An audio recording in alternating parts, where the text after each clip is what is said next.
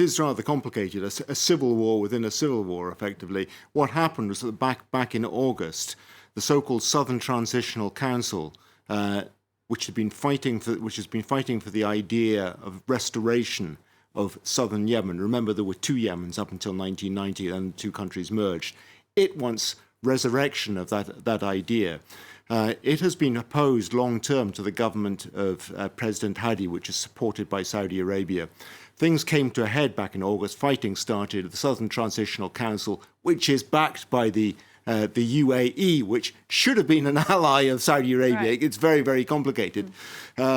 Seized power of Aden, which is the capital of southern Yemen. And it's been pretty much a state of hiatus ever since. There are a lot more Saudi troops in southern Yemen than there were before. And I imagine the Saudis have been putting a lot of pressure on both sides. Of course, the last thing they want, of course, is fighting to be going on between allies whilst they're trying to focus attention on the force that they're meant to be fighting as far as the coalition is concerned, which is the Houthis in the north, who have been attacking Saudi Arabia. So they've been effectively brought to the table in Iran, and they've come up with this agreement. We know pretty much the bare bones of it, but not too much of the details. The bare bones are that the Southern Transitional Council and Hadi's government will go into a coalition government, 50% each. Hadi will return from Saudi Arabia to Yemen, to Aden.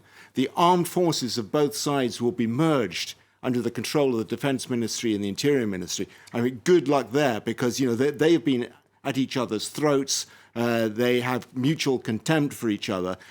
Trying to force them to stay as one body is going to be extremely difficult. And it's also been agreed that and I think this is important, when it comes to final political agreements, talks on the future of Yemen, a federal relationship perhaps, the SDC will have a place at the table. Quite. Well, could we see this as a blueprint for a wider deal to bring peace to Yemen? Yeah, I think there is a suggestion of that there in the political comments that have been made by Mohammed bin Salman, for instance, the Crown Prince of Saudi Arabia, welcomed the talks, and he too seemed to be suggesting that it was perhaps a way forward.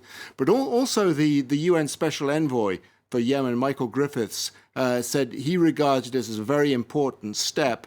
And the sort of mood music that's coming out of the UN representation in Yemen seems to be that this is a demonstration. It's a way of showing the various different parties in Yemen that there is a way forward. It doesn't have to be fighting all the time, that consensus, compromise is possible even in Yemen. So I think people are trying to look for positives here. OK, Rob, thanks very much indeed, Robert.